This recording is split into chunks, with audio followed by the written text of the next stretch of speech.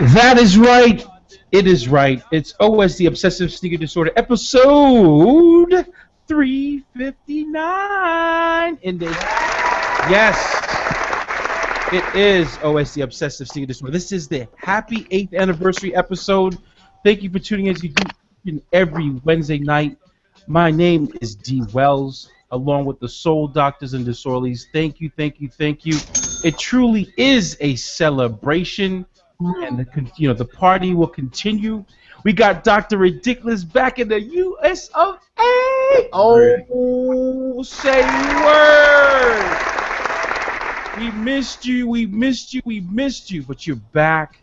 And of course, it's a celebration and then some. So let's get straight to it, though. Let's actually go from Dr. Ridiculous. We're going to go straight to New Jersey. Mr. Dr. Ben Berry is in the house. Release, public listeners, private listeners, investors, sneakerheads, fiends, sneaker everything. And shout out to Steve for making it back stateside. You know what I mean? I meant to send him a picture the other day because I seen his mic check logo on a sticker somewhere in the city. The M with that's Ali Shaheed Muhammad's podcast. Shout out to him. But yeah, what up, Ridiculous? What up, What's OSD? good, man? What's good?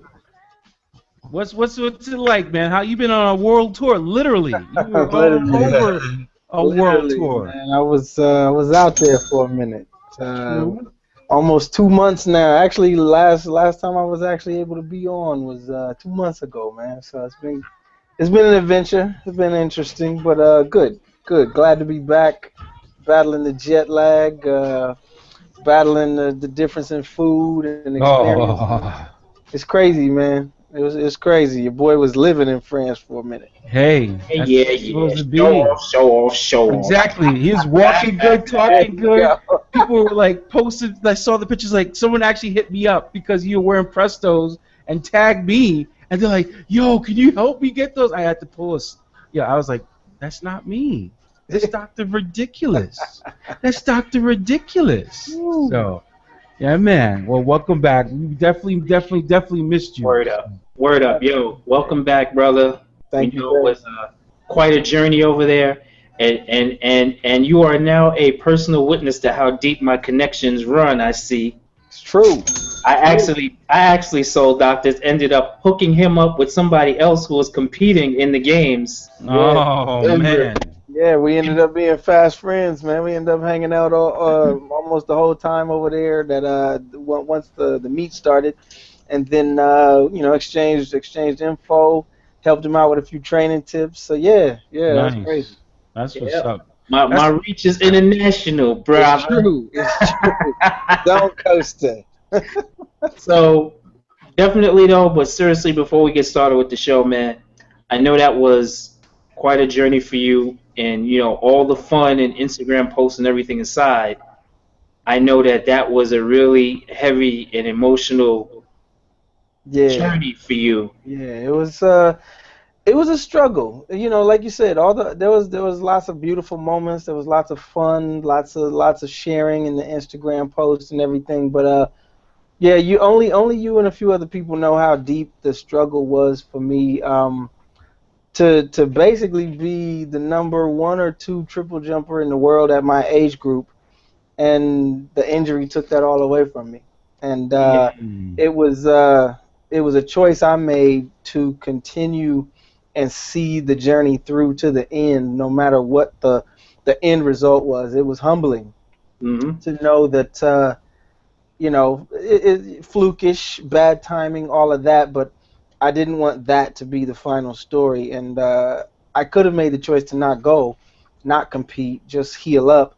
But I got healthy enough to take a couple of runs down the runway to earn my uniform and see it through, because I didn't want to go out on a note like that. I didn't want to have it stolen from me, and I wanted to give a message to my athletes, to people watching on, to people following the journey, that if you're only in it for the glory and you're only in it for the quote unquote W, then you should stop.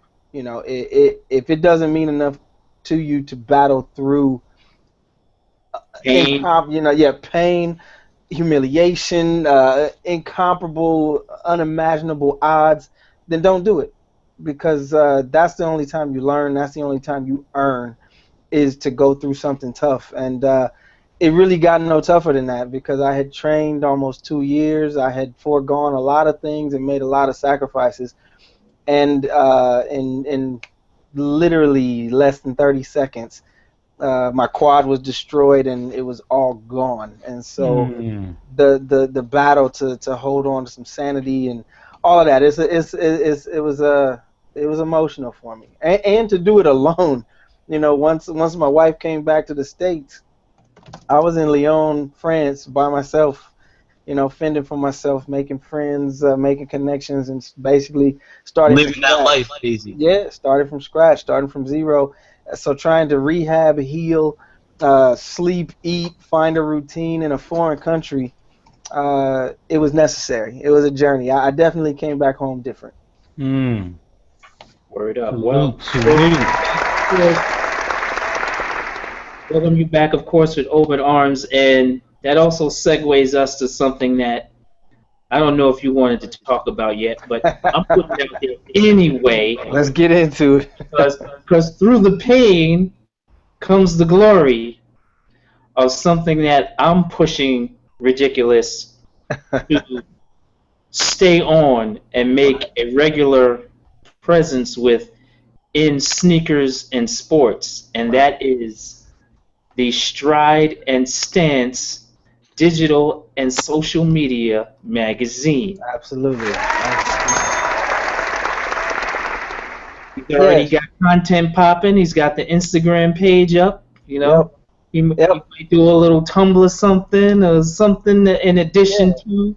Yeah, I But wanted it to be like you said. It's a digital social magazine where you can go get these bite-sized chunks of information about sneaker culture and athletic culture in ways that we haven't seen it done before. You know, like everybody asking, "Oh, when's there a website?" Well, you can get a website, you can do that, but I wanted it to be in the palm of your hand, kind of these bite-sized chunks of media that are more digestible and really using the same formula that, for lack of a better term, the beasts are using, that Mm. the hyped up kids are using, that yep, the lame social media mongering, superstars that are coming up are using these bite-sized chunks to get your attention.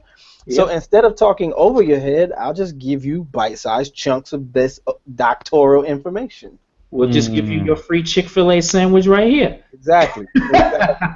Think Exactly. you may have another. Exactly. And Uh, so in doing so, hopefully just to raise, just getting some awareness, like Paper said, it's just talking about our culture, the way that we're seeing it expand.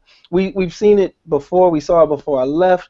I followed along. I wasn't able to get it all at the same time because that 7 hour time difference is crazy. mhm. But I followed along with what everyone was talking about, and we saw some things pop up in the last few weeks. That's like, you know what? We battle and we talk about, where the culture is going. That shit is not our culture anymore. It's split. It's split like the stock we're about to talk about. There's a Word. Did it segment. ever? There's a segment of the culture that is built for us now, for people Mm. who really talk about the good information, for people who are really talking about other issues, and it has nothing to do with being cool. Word. Real shit. Facts. So Real. I think that, you know, we can continue to look forward to content from our brother Ridiculous Creative, um, with Stride and Stance.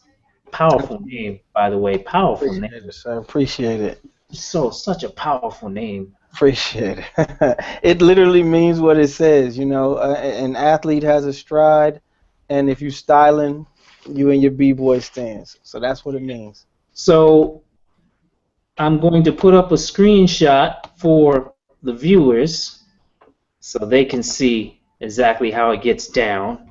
Yeah, we cover. I'm trying to cover all things related to athletic lifestyle, not athletically inspired, but literally the lifestyle of being an athlete who likes style. And what do we call it? Paper functional fashion. Functional Yep. fashion. There you go. Yeah. And so it's like, these things are things that I'm going to wear to a meeting tomorrow, and I might just be able to take a jog in them. Alterations to clothing, things like that, where I don't want everyone to think that athletes are all about sweatpants and headbands and that. It's like, how about I take a pair of those sweats, I tailor them to be something that I actually found in Europe that's super comfortable, and it's a little bit different, it's a little bit more stylish, and those things all matter. And so that's kind of the route that I wanted to go, is a look at life and style from an athlete perspective. Cool, cool. Sorry, gang, I'm back. No, you back? Okay, there you go. That's what happens sometimes when you hit the wrong buttons. It's all good. I just like seeing any outlet that promotes the intended use of product. That's you know what, Ben? I couldn't have said it better. That's exactly what it is. It's the intended use of product elevated. Like I like trainers because I train. And so I want to highlight those things. I want to show that I'm wearing them with jeans or slacks or shorts, but I'm also running in them. That's why I put up a couple of days ago when I first got back, I put up the picture of all of my Ultra Boosts and said, don't talk to me about special editions if you can't talk to me about regular editions. Because I got both. But you only have the special editions because you only think that shit's cool. Meanwhile, I put 30 miles on my Prestos. Like I sent D and Sean a picture. I'm like, your boy was. And they were dirty and everything. And then you cleaned them up, and I was like, scrubbed them. Old school. He took it old school too. Found a little toothbrush at the corner store. Little homie was always talking to me in French, confusing the hell out of me.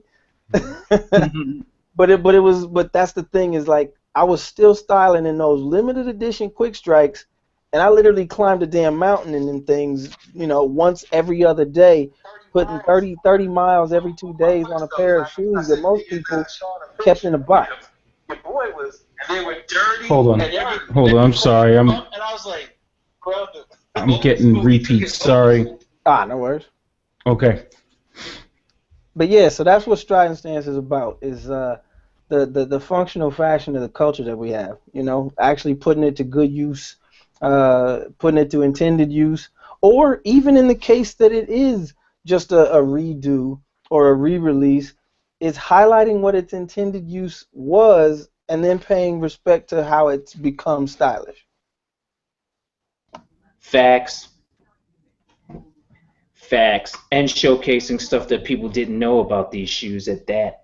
Absolutely, like when I the Under Armour Speedform Apollo. Yep, when I blacked out that Gemini, the logo on the Gemini, I got so many people asking, what was that shoe? I'm like, see, as soon as you didn't see the logo, then you were allowed to like that shoe. But the logo tells you, so that goes out. I put a note out to the brand about that too, that said, listen, one of my best friends here in town works as the eyewear for Under Armour, and even he's sometimes like, why is that logo so big? Like, are you overcompensating for something? Let the design speak, because you might be turning people off to a fantastic product by over-branding. Yeah. Yep. So, Stride and Stance, baby. Catch it on IG, Twitter too, right? Yeah, IG and Twitter, same thing. I'll be putting, because it's a viable form now, I'll be putting up a Facebook page for it also. We'll hold off on the web portion of things, because I really do want it to be these digestible chunks of information that you can get right in line with the other information that you're using. So I want it to stay mobile for a bit. Digital and social media magazine, Stride and Stance. Props to you for that sub moniker, because I love that. I don't know what you're talking about. That was all your shit. Don't put it on me. Put that on me. I don't put it on me. Put that on me, Ricky Bobby. All right, so make sure you go on IG and Twitter and search for Stride and Stance and get it the way you haven't got it before. You too, ladies.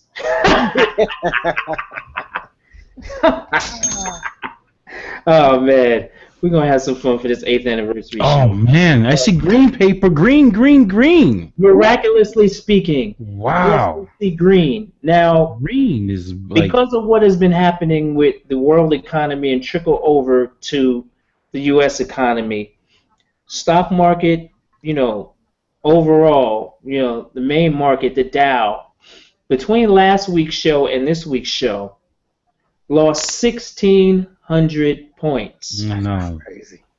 crazy. 1,600. Yeah, And part of that is because of the panic going on with the Chinese economy, which is where a lot of stuff is manufactured, made, and even sold to. But the one place that we expected to take a big hit has not really not been really. affected, but people really haven't been paying attention, and that is the sneaker industry, where everyone manufactures something in China. True. Everyone. True. So miraculously this week, for those of us who probably haven't been paying attention, or you have been paying attention but you really didn't expect the results that we're about to read, the 10 footwear stocks that we watch, 9 out of 10 are green. And here Crazy. they are. Nike finished at 108.73, up $5.20 on the day. Skechers finished at 137.30, up $5.34 on the day. We're going to get into more news about them today after this report. VF Corporation, Vanity Fair Corporation, parent company for Vans, North Face, Timberland, Nautica, so many other brands. Been talked about a lot in the media lately. They finished today's trading at $71.91 per share, up $2.78 per share. Under Armour, still down a little bit from last week where they were at $100 a share, but they finished today at $90.76, up $3.74 per share at the end of the day's trading. Deckers Outdoor Corporation, believe it or not, I am starting to see Uggs displays in retail establishments already. Deckers Outdoor Corporation is the parent company for Uggs. They finished at $62.72 today. They are up $2.22 per share. And rounding out the stocks we watch on the New York Stock Exchange is Foot Locker Incorporated, who finished at $70.68 per share on the day, up $2.71. Now on the OTC market, Adidas AG finished at $37.62 per share, up 60 cents per. On the ETR market, we have Puma AG, who finished at 169.50 in euros, down 4.50. eBay on the Nasdaq finished at 26.17, up 94 cents per share. And last but not least, also on the Nasdaq is Finish Line, who finished at $26.43 per share, up 105. So you're keeping score. That is 9 out of 10 stocks that finished positively today. That is all of the stocks that are traded in U.S. markets that had positive results today. And the one that had negative is Puma AG, which is on the ETR market in Europe. So, Which they've been taking a beating. Well, I mean, like you said, the market has been crazy. yeah, But to market's see been the pretty crazy. stocks that are still performing in the positive, oh man. Right. Crazy. So one of the things we want to make sure that people keep the heads up to is the fact that we are indeed full speed ahead and will soon be launching the OSD Investment Club. Stay Yes, tuned we for that. will. D. Wells and the brain trust and the finance gurus are hard at work behind the scenes putting this together. so that you guys have somewhere, a reliable source that you can come to and eventually just drop some cash in and say, let's go, put it down. I want in. I want to be on the other side of the game. We're working on that. So trust and believe that we'll have an announcement for you sooner rather than later. So how we feel about these results, gentlemen? I think it coincides with what we've always talked about, in that uh, manufacturing is one thing, China, overseas markets, all of that. But here in the States, specific stocks, like the stock market itself, is really based on certain things. Oil, agriculture futures, these types of things. When it comes to these specific kinds of stocks, those are really more contingent upon the season. So while the stock market's taking a dive, it was back to school.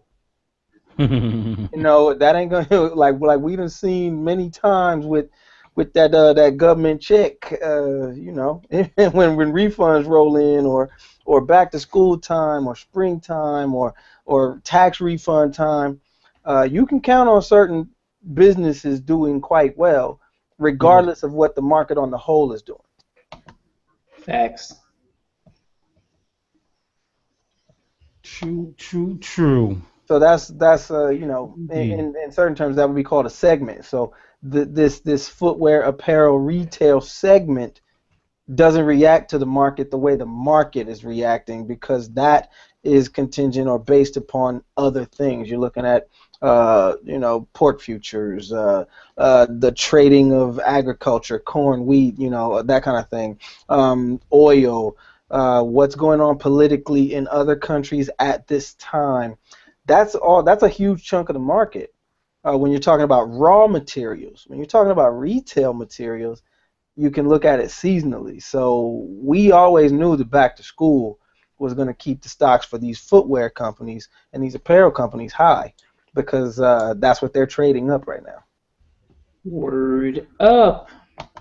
So I am going to now show you guys. What you about to show us, Sean?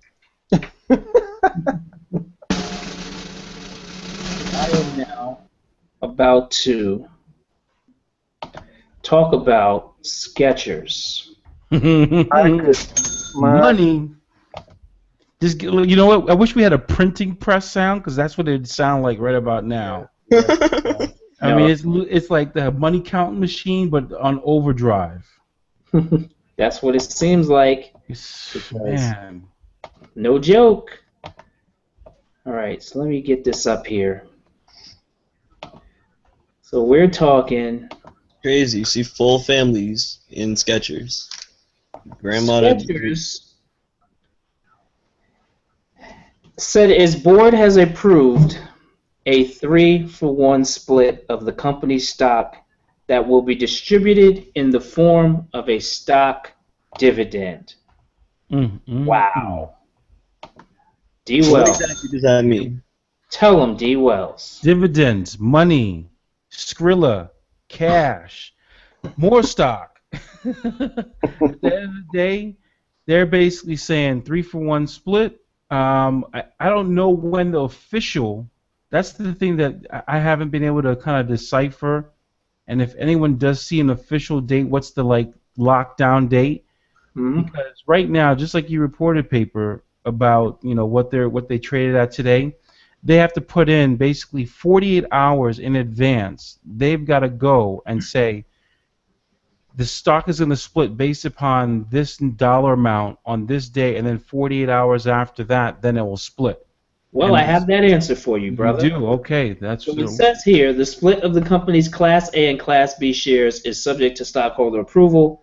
The stockholder vote is expected to take place at a special meeting of stockholders scheduled for September 24th. If stockholders approve the authorization of additional shares, the stock dividend will be distributed to stockholders of record as the close of business on October 2nd, with a payment date of October 15th. Literally, that's what's going to happen to anyone who's holding Skechers stock right now. So So, D Wells, is it smart for anyone between this particular date, August 26th, and September 24th, to buy now? to buy now only if, for some strange, odd reason, the stock has a down day. And as of right now, it's not going to have a down day. I mean, not guaranteed, but as of right now, it looks like they're going to keep having strong performance from now until September 24th. But Yep. if something crazy and stuff, we know this is the stock market, and it could be it could be a lot of things. It could be fuel costs. It could be all of a sudden a company takes out a huge lawsuit against Skechers where they look like they're on the losing end of it, where it could affect their bottom line. So then that could cause their stock to go down. If it does go red, strong buy. Everyone on Wall Street has already said this, has listed them as a strong buy. But I would be very surprised if their stock does go down before September 24th. Well, let's give everybody a little bit of Skechers education as far as how powerful they are in the market. Oh, man. I mean, Greenberg and his family and a number of the executives, I mean, they've, and because they are a publicly traded company, they have to announce what number of shares they're selling. So, I mean, they've been cashing in to the tune of over 50,000 shares at some point. I mean, we're talking 1, 2, 3 million in shares. Nah. Fuck all that, D. That's not what I'm talking about. Nah. You don't want to talk about that? Here's what we got to hit them with. You want to Here's talk what we about have to hit them with. Here's the Skechers market education we have to give them. Here's the education we got to give them. Hit him between the eyes. There you go. Ready? The company's stock market valuation has risen from less than $600 million at the end of 2011 Yep. to more than, drum roll please, $8 billion. What? 8 billion. Yep. So D's gonna have to make a quick call because we need to see some of that. We've helped them. We OSD have helped them. We sure enough talked about them enough. Damn. We have been talking about them since definitely since Meb rolled out. Man.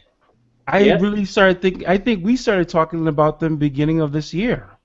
No, we started talking about them before the Boston Marathon. Yeah. Right. That's what I'm saying. Beginning of 2015. So, and the Boston Marathon was. No, or even before. No, last year's Boston Marathon. Oh, wow. Okay. Yeah. Because remember, Jesse and Steve went at it, and Jesse didn't want to believe that Skechers was going to be on a tear after that. And That's Steve true. was- You know what? I stand correct. You're absolutely. He gonna watch this later. What up, You're Jesse? gonna learn today. What Dr. Deckman said. You're gonna learn today. Jesse, we know you're going to watch this later. You're going to learn today. Yeah, man. 8 billion, like, You know what the interesting thing is, and we know this, and we've talked about this on the show for so long, how Skechers was known as the company that knocked everyone else off. right. But then with that, they came out with their own. I mean, the shape-ups, we know what a fiasco and a pain in the ass, no pun intended, that was. Yeah. And then subsequent, their running line, all of a sudden, we started seeing, we questioned, let's be honest, I questioned, why were they using all these quote-unquote, athlete legends in their commercials? Why were they going after athletic legends in their commercials and putting in print? But it worked. That's what people identified with. They bought the sneakers, they bought those products, and then they came out with running stuff. And yeah, you're right. Meb went out and ran a blistering pace of the Boston Marathon last year, and when he crossed the line, I mean, it was the first time in since 1984, an American runner won the Boston Marathon. I mean, that's Like talk about a highlight. Yeah, it's all small potatoes until you have a highlight moment with a legitimate athlete wearing your gear, because everyone then makes the leap, whether his feet were bleeding or not. They make the leap between a great feat, pun intended, and what he was wearing to get there. Everybody skips everything in between, contracts, deals, negotiations, whether they were good or not, they just make the leap. He was wearing this and he did something great. So Boom. it legitimized him quickly. For real. Yeah, you know what? That was, fellas. That's a couple years ago when he won the marathon. I knew from working with Greenberg since I was 19. From that point, 26 years ago, he's been trying to be legitimate in the athletic footwear industry. And when I saw that they won the marathon, I knew that was his proudest moment in his entire career in the industry. And I remember seeing him a few months later in Vegas at the trade show, and we had a conversation about it. And I had sent him a text actually shortly after that. Then I saw him in Vegas, and he damn near teared up because he had been working so hard to find some form of legitimacy because of what you said, D, before. Is, you know, that's what they got their reputation for at LA Gear, was knock off everything. Yep. And actually, when he left LA Gear, he actually got the distribution rights to Doc Martin. He knocked Doc Martin off and created Skechers. Really? And then ever since, he was knocking stuff off left and right. So on one level, that was his formula for success because it built a billion-dollar brand at LA Gear, and now it's built a multi-billion-dollar brand at Skechers. Yep. Where he's been dying for legitimacy ever since I met him 26 years ago. And this is one of his, and I just saw him, you know, a couple weeks ago, or last week actually. Everybody at the show was talking about Skechers. Everybody at the show was just in awe about how hot the stock is. Now, they still didn't necessarily respect them as a company, but they respected the hustle. Yep. Yep. They had and that's what I think to say about the hustle, because if you know, like the great poet in Compton, DJ Quick, said, if it don't make dollars, it don't make sense. Makes sense. That shit's making sense. Lots of it too. That's the thing with people. You're forced to pick a side to be on. You don't have to respect the company or their style or whatever, but you cannot turn a blind eye to the business. It's rolling. And everybody who's probably shitting on them got that stock though. Yep. They got that stock. Or they mad that they didn't get it. It's one of those two things. There you go. Yep. Every exec I talked to at that show was either they happy they got it, mad they sold it too soon, or mad they didn't get it. Yep. That's where you gotta be. You wanna play with them. It's crazy that we talked about this a year and a half ago. DE, you know it's not official until you see him in a music video, right? Hold on, shit. But you know what's funny? I don't know if y'all covered this one though on the show, but D, you talked about it a few minutes ago, where, you know, whether it's the shape ups and everybody was, you know, hating on them because they was, you know, knocking this off and they started doing other stuff. Did you ever catch? But it was probably only in trade pubs though. They actually published an ad that talked about, we will sue you if you knock off our product.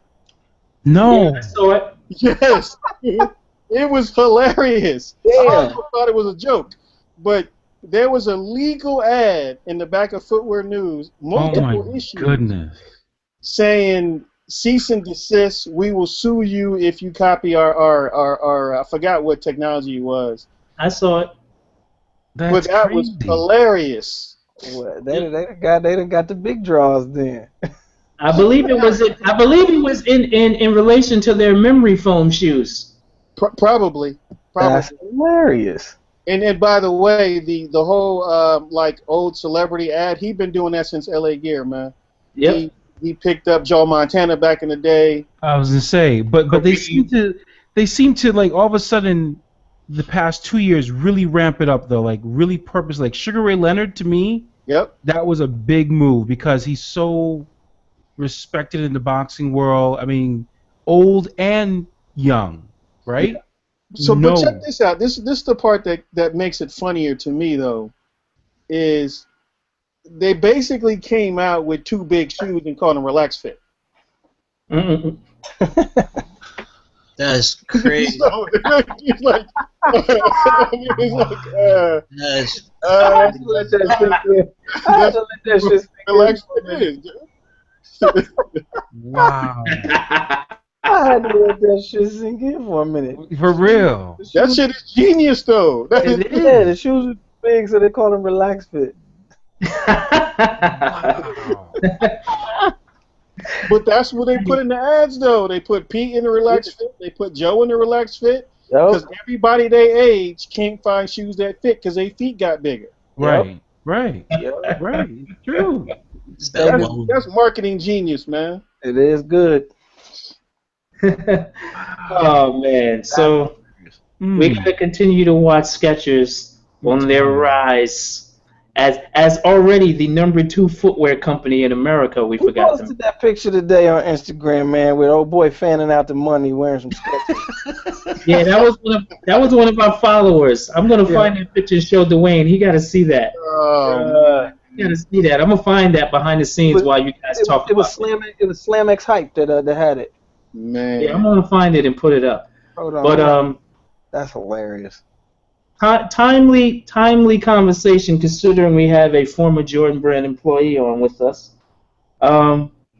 So the league is now deciding, the league being the NBA, deciding that Michael Jordan can no longer decide who gets shoe deals in relationship to the cap rules in the NBA. So, and salary cap rules, we mean when we say cap rules.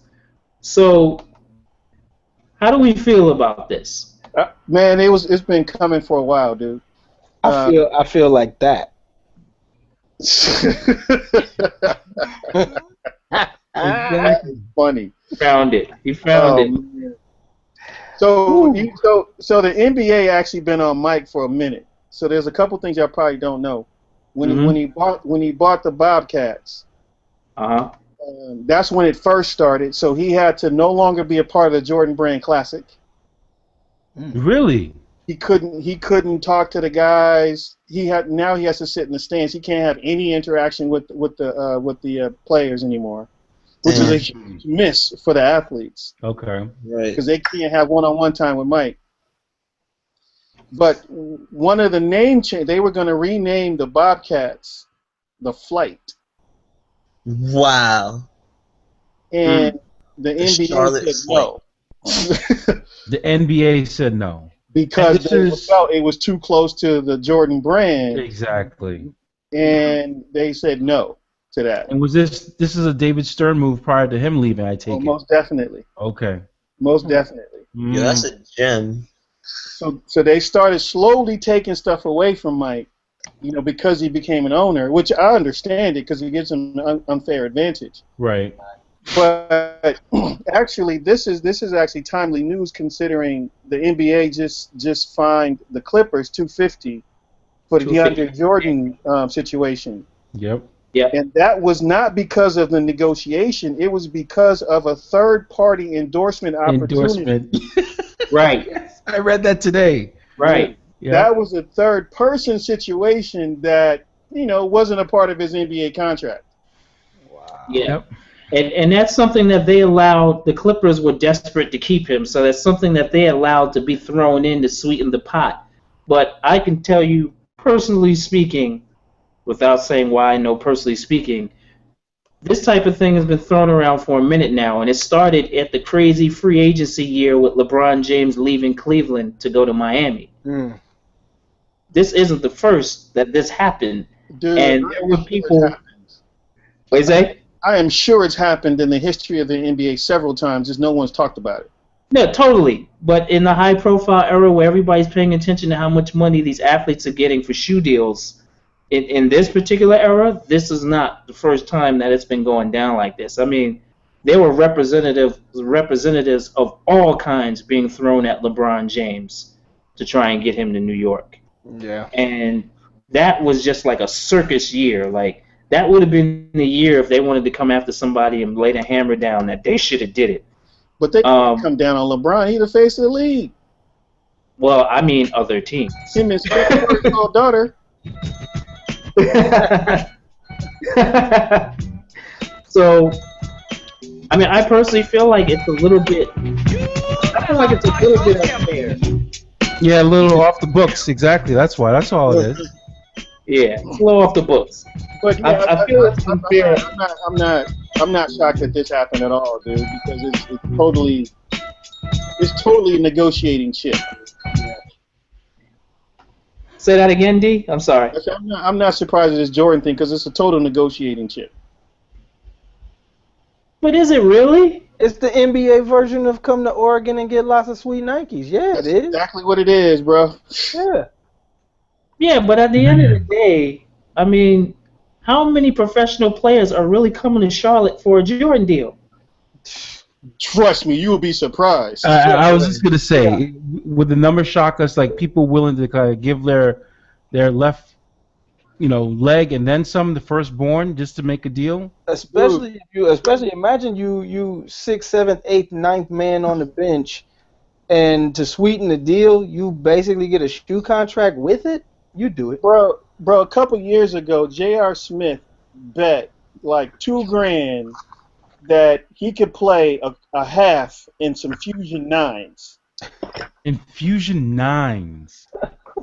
Wow. And I'm like, really, $2,000, Jr. Like, really, really, $2,000. That's really gonna make an impact on the game. After the game, he's like, his feet was hurting, and I'm like, dude, you was playing in the Fusion 9s. You basically played in Air Forces. Yes. That's crazy, man. But no, this has an impact. Who's the happiest college football coach in America today? Oregon. Nope. No. Michigan. You goddamn right he is. Yes. Michigan. Because now he has a chip over Ohio State. Yes, he does. Yeah. You want this Michigan hoodie with that Jumpman logo? Exactly. Come to Michigan. Dude, when we would go to Cincinnati, when Huggins was at Cincy and Cincy was a Jordan school, and half the squad went because Jordan was the school. Bruh, I know one from my hometown that transferred from the at the time the D2 school to go be a lights out shooter for the Bearcats, and that had something to do with it. Actually, a really good story. Jamal Lucas, who's in Jordan now, yep. He actually walked on he gave up a scholarship, walked on at Cincy because they were a Jordan school. Yeah. Wow. Yeah, my boy Alvin Mitchell. Now he works in Jordan. Wow. Yep, Alvin Mitchell from the hometown used to shoot. I'm not trying to be naive to the effect here, guys, but that's a serious in the grand scheme of things, for certain NBA players, I'm not talking about coming in. I'm talking about that are already in the league. That this is really going to decide which team they go to win or compete on a more competitive level. I don't think it is. I think you have him another $5 million. He could do that. I was going to say, and I also think that we like to think, and again, having been an athlete at a high level, we like to think that everybody's about to win. Man, you got some lazy pro athletes who are just about the gear, to get the check, get the gear, money, bitches, all that shit. A lot of them ain't even in it for the W. Yeah, it's true. I mean, it is the league, but all right. Here's a prime example. Another Jordan Brand athlete. If you could guarantee Carmelo Anthony a championship right now to give up his Jordan Brand deal, would he do it? Oh, that's different because he already got the deal. He already got the deal. So for him to get a championship, he wouldn't. No, I don't think he would. He'll do it. I think he would. Yeah, because he wants that that seal of approval, that stamp to say I'm a champion. I mean, does he? I think he does. What movie does? No, he does, dude. I know him personally. He would. Wants it. He would. I mean, this whole thing with even what happened with Homeboy going after his wife. I mean, look at the response that him and Lala put on Instagram, right? Well, it's basically they're intimating that she stepped out, that she was cheating on Carmelo. Oh my goodness, who am I talking about? Paper, help me. Talking about Mano. Mano, yes, thank you. Mano Yeah. shut And the they face. and they took to Instagram and basically said, okay, they rapped along to Meek and Nicki Minaj's song and basically said, nope, our team, our squad is tight. Don't even think about it. You know, Wow, I didn't see they're willing to put themselves out there, but also they know they're this. Like I see that they are tight. They are really tight. I don't see that Yeah, but happen. you don't have that relationship with Jordan Brand anymore. He would give up his Jordan Brand contract to win a championship, though. Let's be honest. All right, Especially in New York City. In New York City, oh hell yeah. Oh man, oh yes, he would do that in a heartbeat. I'll ask. All right, I'll ask about another Jordan Brand athlete who I think would give up his Jordan Brand deal for a title right now. Chris Paul. Oh, easy. Absolutely. Chris Paul, yeah. Yeah. He would. Chris Paul would wear some skippies right about now to win a championship. Let's be honest. athletes He than would. I do. He would. He would. I Man, mean, he'd wear a G-string and some flip-flops to win a ring. Well, I mean, but again, you bringing up athletes who have legacy at stake. They would Right. absolutely give that up. But I'm bringing it up for the simple fact that and they feel the clock is ticking. Let's be honest. I'm using them as an example of an athlete who, at this stage in their game, in the business, they got the deal. They've been to a couple of teams. I gotta win something now. So if Michael Jordan calls me and he says, I'll sweeten your deal. Come to Charlotte. Are they coming? No. Not for the ticket. Not for the gear. They're not coming. Charlotte is not that much of a draw. Talking about a chip though, that's a different conversation. They ain't coming. They ain't gonna win a chip in Charlotte in quite some time, if ever. Exactly. So that's why I'm saying it's really like, why are you messing with this man? Leave him alone. You can slowly build a squad and sneak up on somebody. Exactly. You absolutely could. You absolutely A could. la what the Clippers did. A la what, let's be honest. But the only way he's going to do that, theoretically speaking, in Charlotte right now, he's at least 5 years away from a championship, the way everything is structured right now. Yeah, but At least 5 years. 5 years is a short amount of time if you know that you got a damn good chance at a championship at the end of that 5. Yeah, but I don't think Like, sweetening the deal by offering people Jordan Brand deals is going to do it. Chicago Bulls did it. No. You're missing the point, dude. It's not the product; it's the money. And during the Chicago Bulls run, everybody was in. I mean, like we fooling ourselves if we don't think that was had. Not that people were coming to Chicago for that, but everybody on that team was wearing something Nike or Jordan related. Yeah. You can That is build true. that. It's a factor in keeping a group together, cohesive. Except for Dickie Simpkins, he was. And Randy Brown. I used to mess with Dickie when he was at Providence College. That's why. That's And DJ Armstrong. He was another one. DJ Armstrong had his Reebok deal.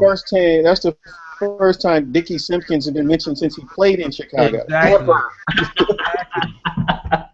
I was like, you just lucky you ended up in Chicago, homie. He's like, yep. I think they're hating on Mike, man. I think they're hating. Well, there is some hate or some bias, or like you have too much power. There is definitely that going on. So the league is going to give him the Walter Payton, kind of stiff arm treatment. They are. Well, you got the not that it's coming into play directly, but you got antitrust laws and that kind of thing where he is straddling a line as product team owner. That's an unusual situation. Yeah, there's nothing even close to it, man. Yep. Yeah, nothing. But they took a lot longer to act on Donald Sterling than they did on this. Oh man. Just saying. Oh, Sterling, I haven't heard his name in a while. That's what I was thinking when I saw this article. What'd you say, he? I said that's exactly what I was thinking. This is like 10 years overdue. Yeah.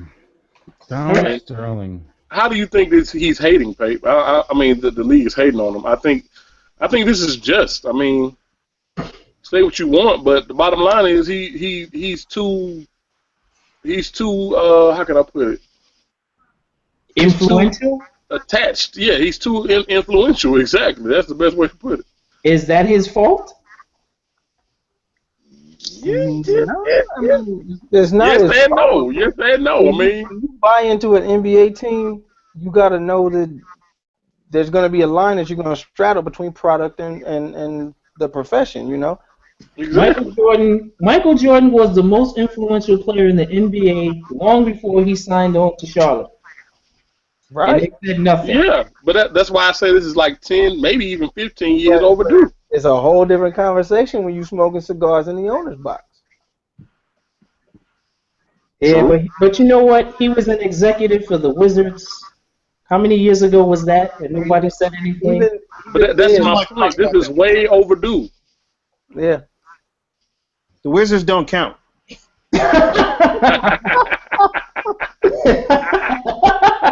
I love that you said that off screen too. Damn. Wizards don't count. Don't count.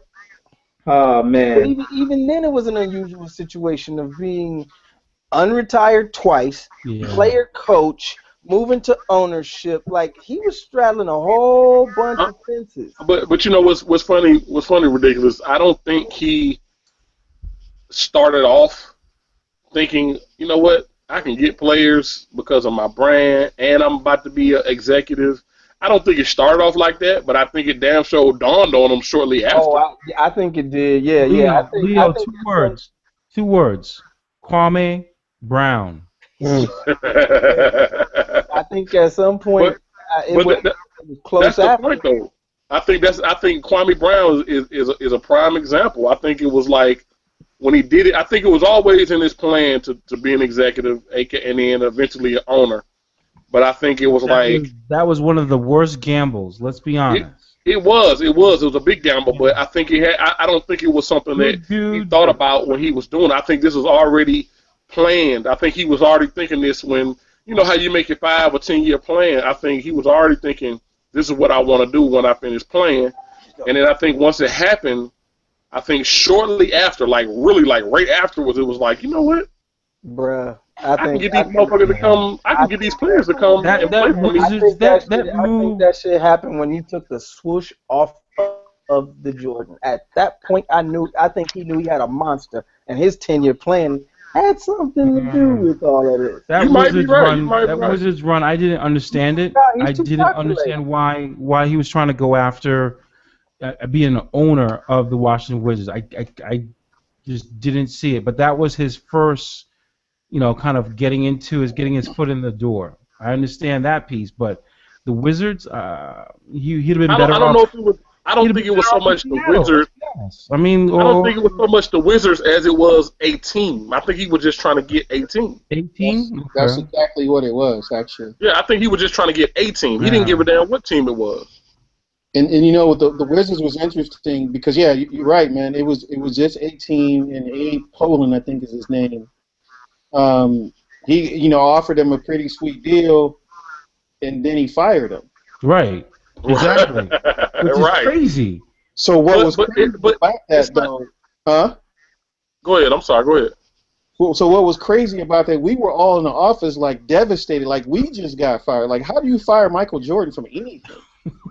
Hey, crazy. But then, as long as you're working for somebody, no, that's true. Get fired. That's true. I mean, the thing is, I think it was more of a let me get my foot in the door. You know what I'm saying?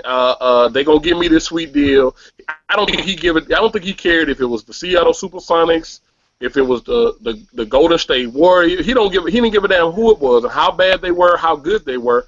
He was just looking to get his foot in the door. Washington allowed for it to happen, and like you said, they gave him a sweet ass deal, and he was like, you know what? I'm gonna run with this shit, and he ran with it to the point where he didn't know what the fuck he was doing initially, and so he got fired because he was working for somebody. I think that was a lesson in itself. He was like, you know what? This is not going to happen again. I'm not going to get fired again.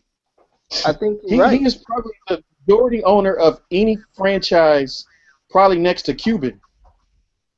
And no one talks about that part. He owns the vast majority of Charlotte Hornets. Oh yeah, and he owns 81%, right? Huh? He owns 81%, right? Yeah, he can't get fired now. Right, exactly. But like I said, I think that was a lesson that he learned when he was with the Wizards. At first, the bottom line is it's like anything with any of us. We got to get our foot in the door first. Once we get our foot in the door, then we can try to do whatever we want to do. But you got to get that foot in the door first, and that's what Jordan did. Jordan got his foot in the door. He learned from his mistakes, and now he's I don't know how much better he is, but he learned enough to know I'm not going to get fired again. The very unique part of this, though, is we're not dealing with a guy with a brand. We're dealing with a guy who is a brand, right? Who is the brand, right. logo. So Exactly. even if that wasn't his plan, he's one of the most brand-aware people out there. He's carrying all of that cachet with him. Like that's a 10,000-pound briefcase that is not leaving his wrist. Well, so no matter where he goes. I agree, but I think, like I said, my main thing is it's no way we can prove any of this stuff. Just my personal thought is I think he was more concerned about getting his foot in the door because especially back when he got with the Wizards, it was almost impossible for a minority, not to mention a player, to just move into an executive position like that so fast. I think that, and ownership, a position. So I think more than anything, his thought was, let me get my foot in the door. If I can get in, then once I get in, then I'll navigate how I need to. Then once he got in, I think shortly after he got in, it was like, wait a minute, I can use my influence on the brand to bring players to me. And I think that the bottom line is, like I said, this is 10 to 15 years overdue. You know what I mean? And I think once he realized that, and then, like you said, he learned from his mistakes with Washington, and he's bettering himself. And we can say what we want to say, but he's better for what he went through with Washington. See, he's doing a better job with Charlotte. Is he doing a good job? That remains to be seen. I think you just highlighted it, though. He made that leap, that big leap over all those other positions, straight to executive, straight to management, right? Because he was the brand. Because no doubt. His name is cachet. His influence allowed that to happen. But the bottom line was, even with all that cachet and all that name brand and everything that he had back then, it was still unprecedented when he did it. So I mean, let's keep that in mind. It wasn't like this was something that. Huh? If it was just because he was all of those things, that's why I think it came along with. I don't think it was an afterthought. I think the afterthought is this rule. Yeah, exactly. The afterthought is this rule. This is definitely an afterthought, and you know what's funny? I think it took somebody like a Cuban and like some of these other owners to finally say something like, I bet you this has been in the works for probably 3 or 4 years now, and it's just not going through. And I bet you it was all the other owners who brought it up. Exactly. Oh, definitely. And that's what I mean. That's exactly what I just said. Yeah. Totally hate. This wasn't the NBA going, all right, Mike, you've been doing enough. Knock it off. This was owners going, Mike. Let's be real. The owners, the owners. I mean, not the owners, but the NBA loves everything that comes with Mike. They, you know what I'm saying? They almost owe Mike a debt of gratitude for carrying them for so long. So do they want to? They want to go through the shit with Mike? No. But at the same time, you can't continue to ignore the influence that he has. True. Listen, he had the influence since before he jumped into the ranks like this. Listen, you know what? You're right, and I guarantee you, if we did some investigating, somebody brought this shit up even when he was with the Wizards. But the bottom line is the NBA loves Mike. You know what I'm saying? They love everything that he brings to the table. So they swept it under the rug. They were moms the word for a long time.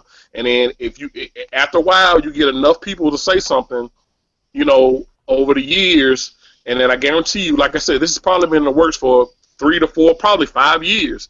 And you finally got a groundswell where enough of the owners finally said something, and they were like, you know what? Okay, we're gonna finally do something. You know what I mean? Right.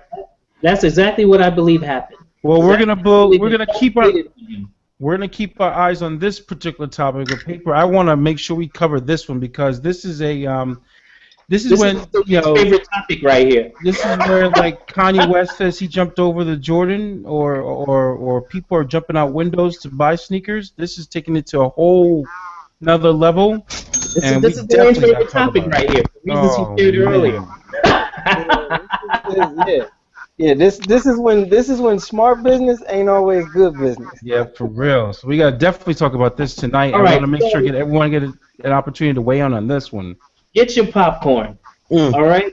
Foolishness. So Flight Club is in 2015. Yep. So Flight Club is what? Are they 10 yet? They're 10 now, right? I think they are. Flight Club is 10 now. So That's it. they're I thought they were now. over 10. So now they're now I know introducing. OSD is 8. They're now introducing financing for your sneaker purchases. Yeah, September 05. Wow. With Can I put restrictions. it on layaway? No layaway, but you can finance. It's No big. layaway? It's grown people's layaway. Only if your sneaker costs, what is it, 1400? Hold on. What'd you say, ridiculous? That's grown people's layaway. I love it. Flight Club is That's what allowing I'm you dark to off that finance. shit. They're allowing you to finance sneakers for 1 year with A a credit year? limit between $1,000 and $10,000, sliding scale based on who you are and what your industry is, and with an interest rate sliding scale of between 10 and 30%. Oh, Jesus. Oh my God. 10 to 30%. Sliding scale. Let me start by saying Good Lord. this is brilliant on Flight Club with the climate the way it is now. It's brilliant on their part. However, this is the stupidest thing that anybody could do. I mean, I think we all understand that, but from a business standpoint, with the way these kids are now, it's fucking brilliant. Yeah. I want to know who they got to underwrite this shit. That's exact. Thank you. The company's name is Affirm. The company's name is Because who's going to collect? And then the It's probably collection. dope money, man. It's probably dope money. Shit, you collect, you gonna get that money. Damn right. Damn right. It's gonna be in the court of law. $10,000. $10,000. You're going to have some. I tell you what, if this shit works, I might be going into business shortly, goddamn it. Hey, bro, it's gonna work. Oh, it's going to work. It's gonna work. Somebody is marching in Flight Club as soon as they announce this, straight to the glass case back behind the register, because we all know where that case is at, Exactly. and reaching for the top shelf. Now I'm going to read this here. Oh my God. It See, says, you could top them though, because you don't even need a store. You could just leverage other people's shit online. Exactly. Create a deal with them. You don't even need a store. You don't need that overhead. yeah. So it says here, you provide some basic information and get instant approval to split your purchase up to $10,000 into 3, 6, or 12 monthly payments with rates from 10 to 30% APR. Let me guess, the 30% is at 12 months. Of course. Yep. No, you're kidding. Oh, that's And the rate goes up the longer it takes you to pay. It says, for example, a pair of Yeezy Boost 350s that are sold for $1,250 can be financed, listen to this, for as low as $87.87 per month, according to Flight Club. Good Lord, you're going to have people doing it. Because this is the very thing. This is what makes QVC amazing. For 10 low payments of blah, blah, blah, and then they get... Yeah, you're right. Yep. HSN, QVC.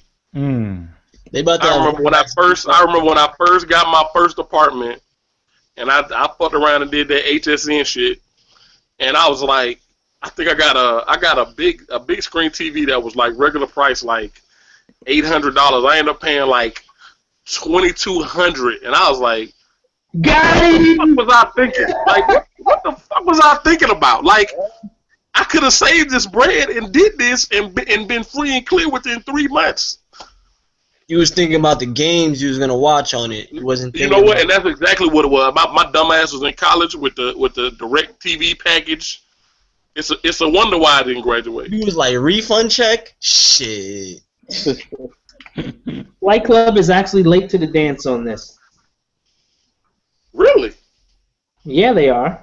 Yeah, they're late to the dance. They just have a more specific stock. They have a more specific product to sell. Somebody else has done this with sneakers before? Well, No. not specifically sneakers, but PayPal. Not specifically sneakers, but PayPal and eBay. eBay have been doing this. Yeah, Oh, eBay yeah. with PayPal. Yeah. So that's a major thing on eBay is sneakers and kicks. And I don't know if you remember, PayPal was put into a lawsuit about 4 or 5 years ago behind the fraudulent offering of credit and the misleading of interest rates and all kind of stuff. PayPal had a class action lawsuit against them. Actually, that just reared its head earlier this year again on PayPal. Yeah, so Flight Club is late to the dance, but what this basically is, it's the Best Buy equivalent for sneakers. When you get that Best Buy credit card, you know people get that Best Buy credit card and they go eat shit. Bruh. And then they fool you into thinking like you have to use this because I know my wife and I have gotten the shutdown email before. Like, if you're not going to use your Best Buy credit card, we're going to shut it off. So we go buy little headphones or something to keep the shit on. You're going to be disciplined. We're going to cut you off. Yeah. They need you to use the credit, or else it doesn't mean anything. Like, credit needs you to be in debt. That's how the system works. Exactly.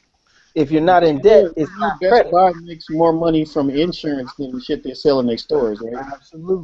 Absolutely. They need you to do that shit. Yeah. That's So what most people don't realize. You actually got the credit card companies by the balls if you pay your bills, because they need you to be in debt. And if you're not in debt, you own them. now the company that I would love to work for right now is a firm. Since they're the ones administering this credit program, I would love to work with them. This is crazy. They're gonna make money. They're gonna seriously make quadruple the price of a shoe. I can't wait until there's a sneaker collections firm. Somebody's gonna not pay for 3 months, and then they're gonna run up on them on their Instagram geotag and be like, "Yo, those M&M 4s, my G, I need them shoes back." Well, what this is going to do, the reason why Flight Club is doing this is Flight Club, this is smart on their behalf too, because they have inventory issues. People come and drop shoes, and they have to now tell people they have a certain amount of time. If a shoe doesn't sell, they have to come and pick it up. Yeah. And that's because not everybody's coming in for a $6,000 shoe or anywhere in that glass case in the back of Flight Club. You know, DE, anybody who's been in Flight Club, we know where the glass case in the back is and what's in there. That stuff doesn't move. Nope. Now they have rules in place where it's like, yo, come get it. Like, you got to get all your stuff after a certain amount of time in Flight Club because they're having inventory issues. Here's where people's ignorance is going to show, because like Dee said earlier, it's a brilliant business model because you are going to now you're going to finance a product with a diminishing return. You're going to be upside down on that shoe the second you take it out of the store. Yep. It's planned obsolescence. Yeah. Yes. Yeah, that's totally what it is. But they're catering specifically to who their customer is. That I gotta have those customers. I gotta have it, exactly. I feel bad. That FOMO, right? The whole fear of missing out. I gotta have it today, by any means necessary approach. I mean, it's talk about. It's literally serving it right up and put in the laps of sneakerheads who are just. Yeah. So this basically solves a Flight Club problem while it creates a new one for their customer. Because we all know in retail, the enemy of any retailer is space. You got too much. Man, this is like opening up a glaucoma clinic in Amsterdam, dude. Why would you do something like this, though? Oh my god. That's what I don't understand. Shit. So here's the question: Is is Flight Club bankrolling their own money to begin with, or Nah. no, or do they get somebody to really come in and actually act as the financier on the back end? That's I guess. They gotta have a financier on Well, that. they had that on the back end from the beginning. We Yeah, know that. it's too easy to But, find somebody to finance this, dude. That's too easy. Okay. yeah, because it's free money. It's literally free money. You still have to get paid on something that someone will walk out of eventually. Like it's a diminishing return on free money. It's too So easy, dude. it's like Rent a Center, right? I mean, that's Absolutely. Right. Absolutely. Yeah, they started Okay. renting rims in LA. You can rent some rims. Hey, you can pay Yeah, you can. monthly payments can. on rims. I'm so It's serious. true. Oh, you're laughing. They have commercials down here. They have Yes. commercials down here talking about you just got your new ride, can't afford the rims. Come to Renter. They got plenty of places down here where you can rent rims Yeah. and That's ride the off job. with your rims the same day and be Yeah. paying on them shits. I personally know two dudes who are still riding around with spinners and spinners played the fuck out, but they Like, started for like renting them. 7 years now. Right, they still paying on them shit, so they got to ride. They renting to own. Yeah, they've been doing this shit Wow. for years down here. You renting rims, you renting some shit, and these dudes are renting literally spinners, and niggas is laughing like, "Are you still really rocking spinners?" Like, and they looking at you like, "Fuck you! I'm still making payments on this shit." Rent to own, baby. You can't Wow. take them back, so you might as well pay them off. Man. It's just I mean it's just this is the old part of me kicking in where it's just setting us back even further, man. Thank you. I was It just is. It is. Further, It man. is. about to say the same. It's sad, but you know you can't. There's always gonna be somebody gonna sell you something you don't need. There's always gonna be that market for it, and you can't prevent people from having mixed up priorities in life. That's the sad part. That's the sad part. Is this going to be passing the buck? Somebody's going to pass the buck on this. They're going to go in way Well, in what debt. happens is what's happening here also, and this is another example I forgot to mention. Finish Line has been doing this for years also. Finish Line also Yeah, extended. railway? What's that? Finish line got railway? Finish Line has a line of credit that they extended to people a few years ago. Because one of my friends has a Finish line of credit. It's not an actual card, but it's an actual line of credit that he has been buying sneakers on for years. Damn. So Word? this is not new. This is not new. It's just that I know Foot Locker has been doing layaway for years, but I never heard any financing like. no It's due to Finish the Line. magnitude. It's due to That's the why- magnitude. So somebody ain't come out with a sneaker credit card. So Don't even say it. Flight Club has realized their inventory issues, number one. Number two, they realized their Best Buy status in the world of sneakers. And they said, we need to copy that model somehow. How do we copy that? Oh, everybody wants to feel that sense of status behind what they own and what they drive and what they wear. Let's give it to them faster. Let's get them credit. That's crazy. That's crazy. So you know what a brand should do, man. You know what a brand should do. So actually, Jordan does this with Villa. They do A's for J's. Right.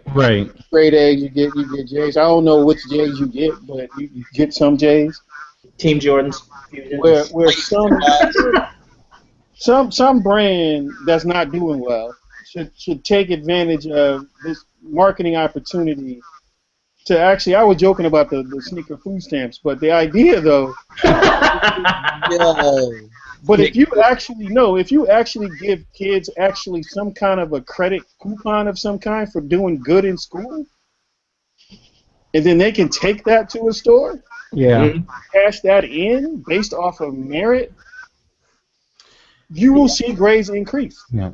I know some mom and pops, actually a barbershop here does that, where you come in, show your report card, and if you have, out of, say, 7 classes, if you have 3 A's or more, your haircut's free. Okay. So That's what's up. You know what? With sneakers, that'll work a lot better. Because remember when Scholastic used to give you a pizza if you read a certain amount of books and you got the stamp, and then you're Yep. like, yo, You're right. I'm about to go and get my pizza. It really should be like that. Some big box No, store. they still do that. I mean, my son has he gets I know McDonald's has something that they do. Pizza Hut still does the one you're talking about. And The actually, they sneakers, have a though, deal. would be, sneakers, The would sneakers a would be huge crazy. incentive. Sneakers would be crazy. They also have a thing where I know my son, if he Shout reads out a certain to amount of books, they give him Big- Braves tickets. Oh wow. Okay. Oh wow. Okay. Yeah, if you read I think you read like 15 books. For every 15 books, they give you a pair of Braves tickets. What do you think the kid wants more though? Them 13. Oh, you're right. I mean, no doubt. The sneakers would Go work watch. wonders. I mean, listen, I've been doing it personally in the hood for years. Like, let me see your report card. For every A, I give you a pair of sneakers. You know what I'm saying? Like, if, nothing else. If it's not an A, then you're not getting anything. But if for every A, I used to give away, you know what I'm saying, to especially the cats that was on the local team where I was growing up at and back in Decatur.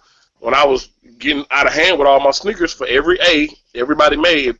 I didn't care if you wore that size or not. I would give you a pair of sneakers for every A. That's dope. I mean, that's more stuff that needs to happen. I mean, I know I do that with my daughter. They can't have any social media unless they get straight A's. Mm. Straight A's, not like a B. That's brilliant. I like that. How old are your daughters? 13 and 15. Oh, that's brilliant. Oh, that's hitting I like where that. it hurts. Exactly. I like that. I like that. I will be Social stealing that. media is everything. I will be stealing that, D. Dude, it's whatever it takes to motivate them to do better in life, dude. And You're right. You're the right. low-hanging fruit is what makes them feel socially accepted. Yeah. Right. Motivational tool doesn't matter. It's just what it does, what you do with that motivation. I have a more extreme approach. If my kids come home with failing grades, I just give them a couple of vials of crack and put them on the corner and say, "You got a half an hour to sell this." Hey, yeah. Wow. Wow. Really? Hey, yeah. Unbelievable. Mute his mic. Unfucking believable. And then I say, "You think life is hard, huh?" That's like the story of Dame Dash, who his youngest Oh son. my God. I love how you turned into Chappelle. Baby. Enough T-shirts. They only eat cereal all day unless his son sells like a certain amount of T-shirts in the store. Teachers of the day. Yeah. Right. I just emulate the gotta get it now lifestyle. Right. Take some of these hacks and get on that corner. You Hey, gotta mute have his mic. Mute his mic. Mm. You just set us back 2 weeks as a people. We said Right. 2 weeks. I was waiting for you to say 2 decades. He said 2 weeks. Like, what you did is bad. You need a timeout. 2 weeks. Oh, wow. He said exactly 2 weeks, though. Exactly 2 weeks. I set the whole race back 2 weeks by my 2 weeks. That's right. Thanks a lot, Sean. example of the struggle. Bruh. This is an example of the This is an example of the struggle on screen. Is this the future of man. Oh my God, dude. Yeah. God. Yo, But I you see know the what it all-white is? high-top hair, and I want them. But you know what it is? It's let's be honest. We know what this is. It's all about money. How much it costs to make, what it could be sold for, and the hype around. Because the cost to make this now goes down because it's not tumbled leather. It's not even the synthetic leather. They're giving us thread or trying to sell us thread. Yeah, but I think it's the same price as the leather joints. Exactly. Oh, yeah, right. Absolutely. Right. The profit margin just went sky high. Well, your expectation level for what you're willing to pay because it's an Air Force was already established. Yeah. These were all over. I saw these in like all over the internet today. And I was just reading people's comments, and I was like, man, people are like, oh, I gotta have them. I can't wait to see what other colors they come in. And I was like, really? Now, in 1982, how much were Air Forces for plain white and plain black? $66? I was gonna say 65. $66. Yeah, I remember 65 for some reason. And now white and black Air Forces, just plain white, just plain black lows, are $90. $90. Yep. Wow. $90. So what are these gonna go Plain white, for? plain black. What are these gonna go Bruh. for? What are these gonna retail at? Anything Flynet retails 150 plus. At No, least. no, no, no. Depending on the level of Flyknit, it goes from 110 up to 180. What you seen 110 Flynet? Yeah, there's Flyknit, but not full Flyknit upper, the partial Flyknit. Nike Town Oh, sells yeah. Oh You're yeah. right. No, You're no. right. I'm talking about for They full got fly net. that one little triangle on the that's Flyknit side. upper. Full Flyknit upper, Nike selling stuff between 160 and 225. Yes, For yes. a They full start at Flynet. 150, 160 for full Yep. fly net. Yep. These days, if you buy any I sneaker, put it like this: price, you're doing. that upper right there on a Flyknit trainer or on a Flyknit the racer, that upper will cost you 160, 180. So that upper on an Air Force One, you're looking at $2 bills, bruh. It's gonna be real That- interesting to see how they play That's ridiculous. because to put it on a cup sole actually defeats the purpose of the lightweightness. Yes. Absolutely. I was Absolutely. thinking This the shoe is exact same thing. Like every time you walk, you're gonna come up out of the shoe because the bottom's heavy. that Yep. shoe is literally a walking contradiction. Literally.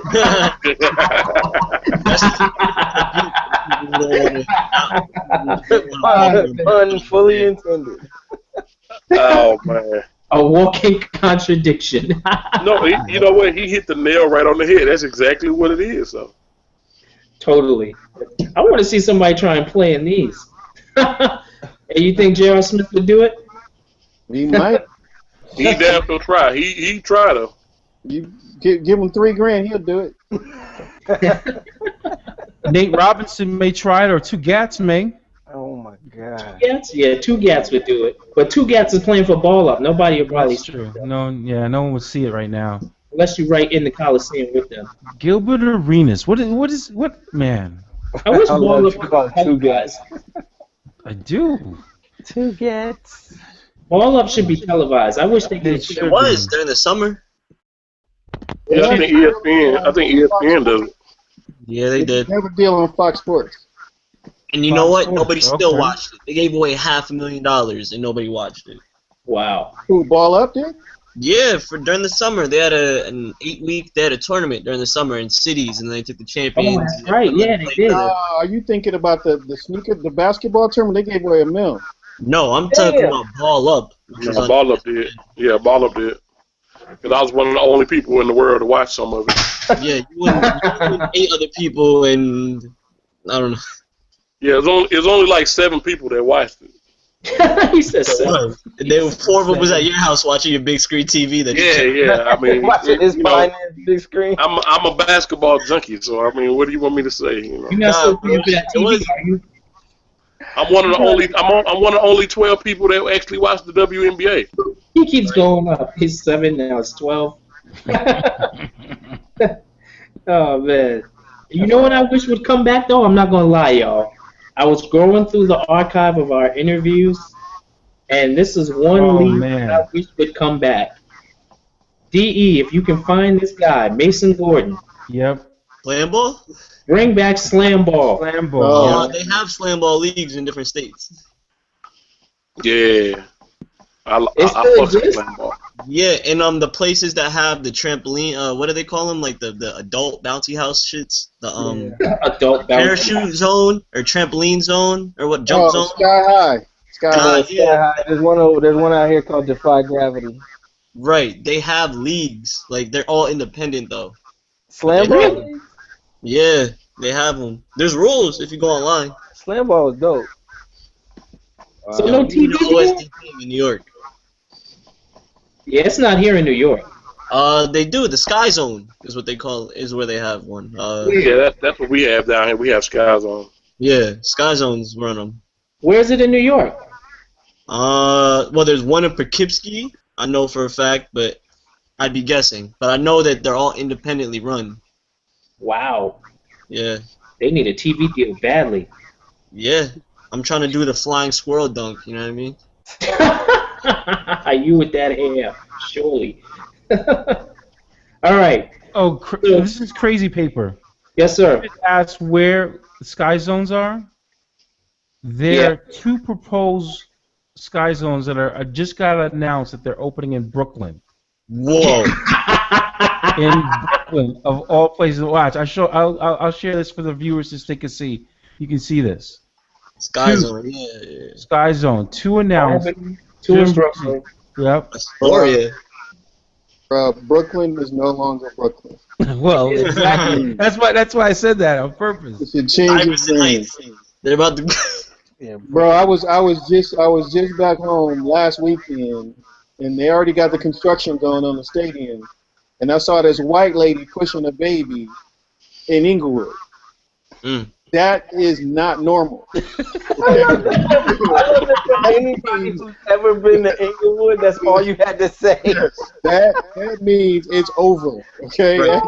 everybody gonna leave. Everybody gonna be relocated. You ain't lying. Inglewood is safe as You know hell it's right bad now. when you start seeing Jamba Juice bags on the ground. You know what I'm saying? Inglewood is safe as shit right now. Here's another sign that Brooklyn is just about over.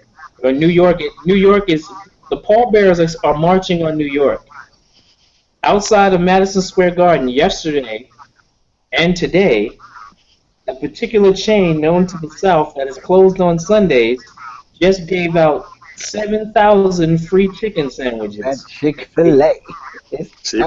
Chick-fil-A, as my daughter calls it, Chick-fil-A. Chick-fil-A. That's perfect. Chick-fil-A is coming to New York, opening on October 3rd, and then shortly after the ball drops on the New Year, they'll be in. New York gonna lose their minds over some Chick-fil-A Yes, trust. they are. Just Yes, open they a are. Bojangles in Newark. It's crack, dude. It's poultry Yep. crack. So times are changing. Word. Bojangles in Newark? Bojangles in Newark. They got a Bojangles in Newark. Bojangles. Wow. Okay. Word. They really are changing. So what we ending up the show with, D? What was the W? The W? Was that it? Well, that definitely was the WTF. That was the WTF. But we gotta you know what? Just because we have D with us this evening, we gotta talk about his most recent class. I want to end on that high note because I saw some great pictures. I know your students were excited to go to Las Vegas and platform and everything. D, can you give us a recap of what that experience was like, and more importantly, kind of something that you walked away from that you hadn't experienced before? Yeah, slap us with a zigga zigga one time. Right. So there's two things. I had a different class go to Vegas with me. So I currently have a class right now with 19 black and brown students from across the U.S. One from Colombia. And then I had a separate class go with me to Vegas. You know, the first part on the class I'm doing now for black and brown kids, you know, to me this was my most important class I've ever done before, because to see a room full of people who look like me, that'll never happen. That has never happened before. And to have the brands that supported it, so they're working on Jordan and Nike and Under Armour, Adidas, Keen. They all, as soon as I told them I want to do this class, they all jumped in and said yes, they want to support it. And so there's good and bads with it. So the goods is there's an opportunity for these kids to be in front of all these brands and to show their abilities, and a lot of them don't have formal design educations or even or formal college educations. Okay. The bad though is the part that's a little bit disheartening is the sense of urgency that some of the students have, in the sense of not really understanding the magnitude of the opportunity. And to me, that's probably been one of the biggest lessons for me, was that our kids need additional programming on understanding when the opportunity comes, what to do with it. Yeah. And so for me, that's been honestly one of the struggles that I had in this class, is just getting them to understand the magnitude of the opportunity, and some of it is cultural, some of it is from where they from, you know, some of it is whatever. But to me, that's been probably the most heartbreaking part, honestly. And I had the kid, actually I sent one kid home because he just did not understand, you know, work ethic and what it's like to grind. And I had other working professionals come in and they'll talk to them about just how when they worked and when they how hard they worked to get in, and then how much harder they had to work when they got in. Where there was just this consistent theme of hard work and effort. That's real shit. And man, it's the most rewarding class I've ever done, and honestly speaking, probably the most heartbreaking class I've ever done. Only because some of them I don't really feel understand the opportunity they have, and it's compelling me to think about how do I address this in a bigger way, right? And from the perspective of how can we help our kids, or especially our black kids, understand that there's been several people before them that have sacrificed to get them to where they are. What are they doing to the people after them, so they can progress even further from where where they are? And that part has been lost, man, and it's been tough. It's been really, really, really tough. So for me, I got 2 more days in the class, and I'm struggling, to be honest with you. I'm really, really struggling. I've tried every tactic. I mean, I've tried the motivation. I've tried the scared straight. I've tried everything, and it's getting through to some and not getting through to others. But I realize it's not just with these kids. I'm starting to experience it with more and more kids I'm getting.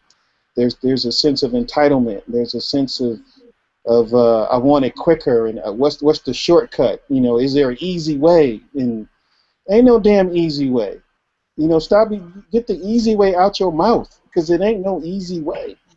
What do you think makes that condition? What do you think makes people feel that way, or kids, or even if it's a couple things? What do you think is the biggest? Honestly, I think because their whole life is more instant than ours. Yeah. So looking at you, you're younger than me. All right. So.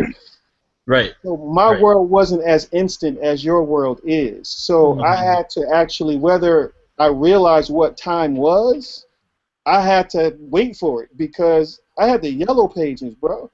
Yeah. Word. I had the yellow pages. Yeah. I didn't have Google. Like, I couldn't get stuff instantly. Yeah. And so I had to hustle to find stuff. You know, and now it's real easy. It's in the palm of your hand. So there's a certain level of quick instant gratification that they think that's how life is. I also would put it on, like, I don't want it to seem disrespectful, but to some of our elders, I remember my folks, I remember people in my neighborhood, people in my church, with the racial tension and politics and all that. There's a doctrine, even if it's an undercurrent, that we're owed something because of reparations, slavery, all this stuff, and it makes the young feel entitled. Like, well, this is I owe this. The man owes me this. This country owes me this.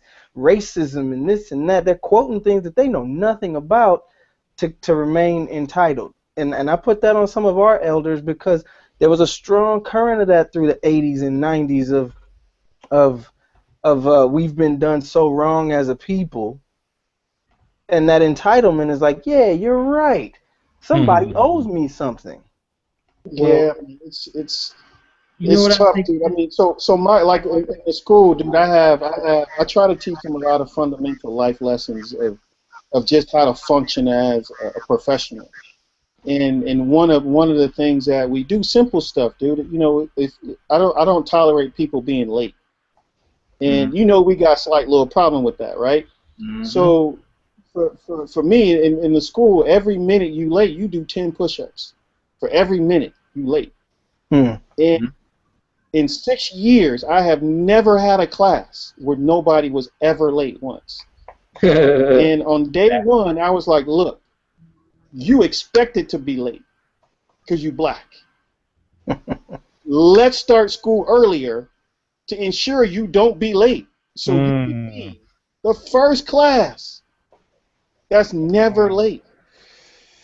That lasted 3 days. Damn. 3 days. You know what? You know what? It's funny because I think that part of this is, and I agree with you and what you said, D, and what Ridiculous said. I think those are definitely right way up there, and they're definitely extremely valid points.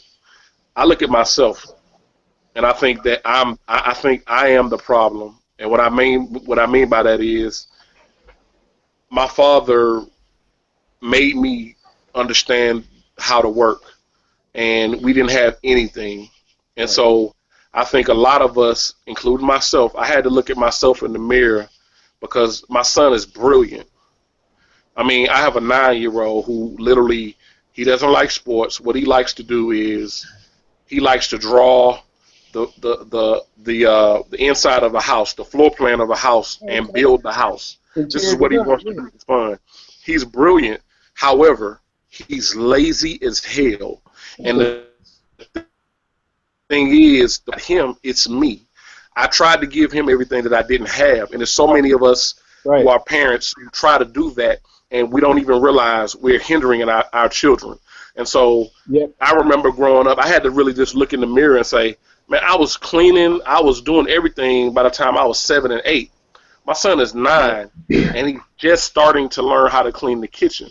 That's not his fault. That's my fault.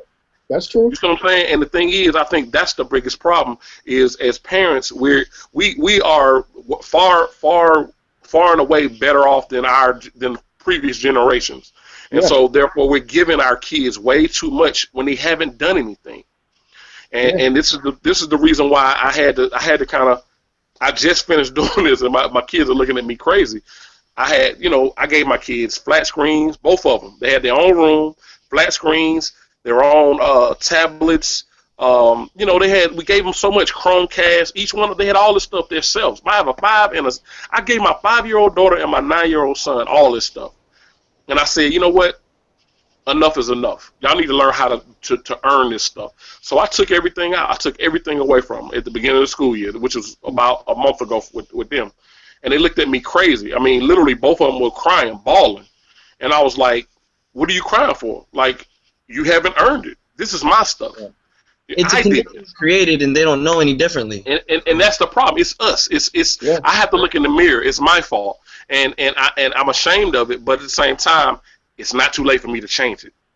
No, I agree. Absolutely. No, absolutely. And at the school, what we do is they clean up. So the place is the downstairs is like 4,800 square feet.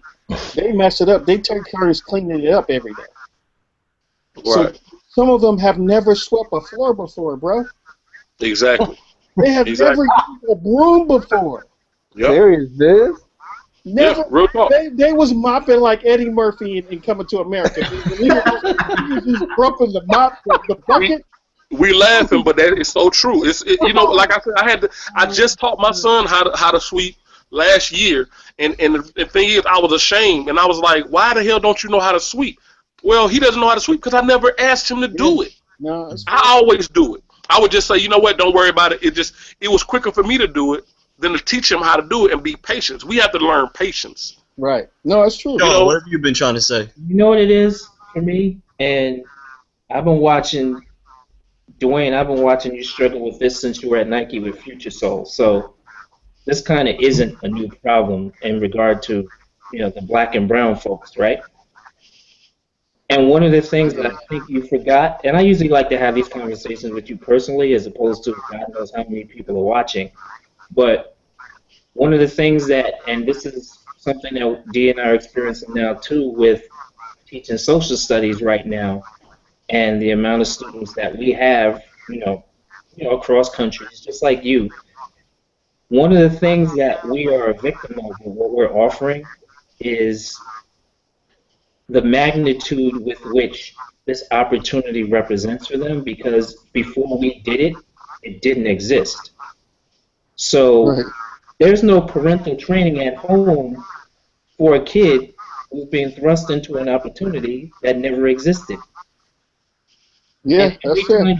every time you have a kid come to your class, come to experience pencil, come to do a workshop, or even just come to hear you speak somewhere, you represent something that they've never seen before. It's Even hard to still, break. that's so bizarre because I It is remember hard to. opportunities like this also, where if it was that far out of my realm of knowledge, if it was that far out of my wheelhouse, I knew to start paying attention. Like it was almost that was a cue. Like, holy shit, this is different. This is different. I've never seen this before. Act right, pay attention, be on point because this is new. Instead of being confused by new. And so I can identify with the struggle. It doesn't make sense to me just because and then maybe it is, maybe it's upbringing, But see, maybe it it's doesn't make sense to you, Steve, because you represent a pedigree that's far past even some of us that are here. You're a world-class athlete. That is a different level of discipline Yeah, that's a altogether. different level of discipline, dude. That's yeah, true. but even that, but that's what I'm saying is like I hear what D is saying about the struggle because even at that point I wasn't born a world class athlete. I At some point I had to take my ass to practice. No, totally, No, totally. stay But there, what I'm stay there. saying is, there's no parent that's going to say to you, and Dee can and Dwayne can attest to this. There are parents that have actually said the opposite. No one Oh, makes dude, yeah. shoes. Why Especially art, even? dude. Right. Especially, man, there's so many kids I run into where they said that they're ashamed to tell their parents that they want to be a designer, dude. Yeah. They, Wow. they are afraid to they're afraid to tell their parents if they want to do that. If you're Wow. Right. not taught to think a certain way, then you're gonna be ashamed of it. If you do something that you don't see around you, then you think it's different. D Wells, you work with kids with videos and things of that nature, and photography and a completely different media thing that they might not get if you didn't teach that to them. Right. What No, can you say? absolutely. Well, it is, and that's a battle. Exactly what you're talking about, D, is exactly what I'm facing with youth who don't have anyone at home, be it a parent, grandparent, aunt, uncle, who's giving them words of encouragement and confidence. Mm-hmm. So they're getting their information, their feedback from elsewhere, and then you're like, okay, you're how old? You're going to be a senior? You mean to tell me you don't know how to write a check or a money order? Yeah, Okay, dude. Yeah. so let's go to the post office because you need to get a money order to pay for XYZ, and I'm going to show you. I'm going to teach you, or I'm going to teach you how to fill out an envelope, a number 10 Yeah, envelope, yeah. and write the proper mailing address and where the return address should go. And I'm like, okay, when did I learn that? I think about, you think about your First parents, grade. your family, I you was gonna know, say, man, y'all you making me miss know. my mama right now. Like, First So grade. damn. we could definitely, I definitely can Wow. relate, and especially when with the storytelling, I say no one tells your story better than you. So guess what? Be it your smartphone that you use on a daily basis, or maybe the little point and shoot camera, or whatever you have. That's your opportunity to tell your story and to even tell your family story.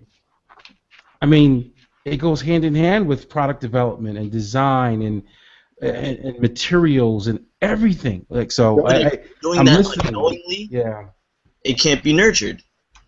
Well, I mean, I think honestly, Leo, you hit it on the spot, dude, because the equivalent to somewhat the equivalent that you just mentioned is a kid goes from going to the mall and looking at Jordans and Nikes and Adidas and stuff on the wall to actually now in the corporate offices.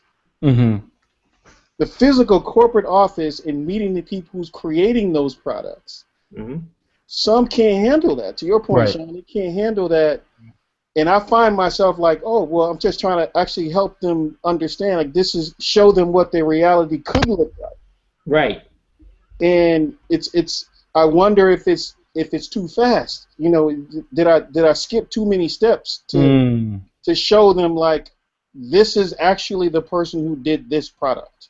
And you know what, DE? To that point, that's what brings me back to why I said what I said. about what you went through with Nike and Future Soul, because I never forgot that kid that disappointed you when his parents told you that. I never forgot that kid, because that just Man. showed So us. I just have to. I have to figure that part out. I You know have to what, DE? figure out. You might have just touched on it. It's kind of like I remember before I got into college and decided where I wanted to go, and I went on the Black College tour. So it was 2 weekends. We went for 2 weeks touring the South to all the black colleges. That didn't mean we were in college yet. That was just giving us a taste, giving us a look. Maybe Right. there's a sort of maybe there is a sort of business college tour that you can give them to say, this is the person that makes this. This is the process. All right, now you go home and chew on that before you come back to school. When you come back to school, it will Ready be a to different work. set of rules. Yeah. And you know what? To Steve's point, De, he just hit on something that, of course, we won't discuss on the air, but I think that would be a good Yeah. addendum I, to A I, the. good I feel you. segue. Yeah, Yeah. I feel you. Make I it feel you. happen. So now on a positive note, to leave on a positive note, um, I love what I do because I can see the potential of the future of what things will be. And as much nonsense that occurs with Flight Club creating a Credit system. credit system, and the knucklehead that's going to actually take them up on the credit system, is I I think lost the loan. there's a I think there's the potential of us to inform those that that's not the right way to go. Right. That's not the smart thing to do. There's other ways of spending your money or saving your money or managing your money. Now, again, I didn't want to hear that when I was a kid either, and they definitely don't want to hear it now. What to do with their money. But I do think that I know personally me, maybe I take it too much on myself. I feel like I need to at least share the information that maybe one kid won't do. They won't buy a $1,200 pair of Yeezys and pay $3,000 for them. And the truth is, if you reach that one kid, man, as much as it seems like, again, diminishing returns, you've done a great job. Believe me, you've done an amazing job. I know direct mail campaigns that want less of a percentage on return than that. No, most definitely. No, you're absolutely right. And I just think that we have with sneakers, it's becoming more and more apparent to corporate America. It's becoming more and more apparent to educators. I was just at a conference in New Orleans, and there was 5,000 art school teachers, and I had a chance to speak to these teachers, and it was called National Arts and Education Association. And they never allowed design into this conference, and it's been going on for like 20 years. And they never allowed design, and this was the first year they allowed design to be a part of the conversation. And once they realized that design actually taught kids problem-solving skills of natural everyday life situations, There you go. they start to understand the power of creativity and design different than art. Absolutely. And the teacher was like saying, all our kids do, they sit in the class, they want to draw sneakers. All they want to do is look up sneakers on the internet. All they want to do is know about this and it was all around sneakers. And it just seems like it's coming to a head, fellas, where the business world is understanding there's something more to it than just sneakers. The And are ready educators to at the high exploit school it. level are understanding it. Where if this is how we need to reach this kid, then we need to figure out a way to reach this kid and teach them math about financing. Yep. Yeah. If this is the way we can reach this kid to teach them about STEM, like they're also starting to add A in STEM now. Yep. Finally. Realize that art is being left off in the process. Yep. My daughter's one of those kids. Where if somehow, I guess the way I look at it is, whether it's through social studies and the things that I'm doing on this side of the coast, is if we can leverage sneakers as a way to educate people and trick them into learning the shit that they should know. Yep. We should figure out how to do that Yeah, more. no doubt. Yep. It's a conduit to other things. Yep. That's already in the works, brother. Believe it. Absolutely. Your words have been heard over the years loud and clear, and trust me, the Crazy. blueprints are being drawn. Crazy. it is insane. But anyway, the class is going well. You know, the kids got visibility to the right people, and I had some really great people come and speak to them, and people they never met before and probably never will meet again. I got Howard White. He's coming to speak to them on Friday. I had Kevin Carroll come and speak to them on the first. There you go. Kevin, what's up, Kevin? I mean, I've been trying to just, and quite honestly, and I told them on the first day of class, I said, I didn't schedule anybody to come here. All I did was I sent out the black signal. And I said, look, I'm doing a class with full of black and brown people, and people just started coming. That's lovely, man. They just started coming. That's lovely. And then on another positive note, man, I love D and D Wells can attest to this too, and Sean too. As a coach, as a teacher, as a mentor, you don't always, because you're looking forward at that next class or that current class, you don't always see in regular rotation what's happening. Man, I see your students or your former classes all the time on social media. It's inspiring to see what you've done to some of those minds, man. So head high, bruh. I know when you're in the thick of when you know what the old saying say, you can't see the forest through the trees. right. I know it bees like that, but you making an impact for sure. Real shit. You might not see it now. I mean, I didn't think I'd be on OSD, and I used to download the episodes and fucking play it on like Real Player on the bus home. Real Player. Wow. Yeah. Wow, that's a nice one. And now sportswear companies cut me checks, so who knows if this is attributed to that. Well, here's what I want to show you guys as far as a different approach. This is the website for my basketball team that's launching in late September. All right? That's right. That's right. And on our website, and D, you can show Kevin Carroll this. The red rubber ball. I have a page where we recommend our favorite books and movies related to sports and just overall learning. Nice. And these are the two things that are on our website that will be recommended for our athletes. Nice. Yeah, man. And Well, when does that start? Remember, I'm in New York the 16th through the 20th. Yep. I'm going to see you. Believe that. Shit, you can stay here if you wanted to. I got a different living arrangement now. You can stay here if you wanted to. I'll let you know about that one. I might take you up on that. The fucking But $600 a night in New York. So this is the new approach that we're taking as far as introducing different things and tricking them into learning, like DE said. So we're going to have required films and required reading that our athletes are going to have done as part of the experience. We're also going to be training, doing fitness training with them.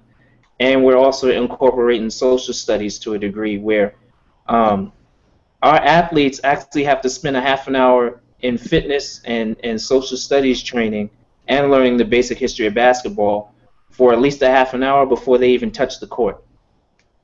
Good. You should. It's kind of hard to find though. Kevin's second book is called What's Your Red Rubber Ball?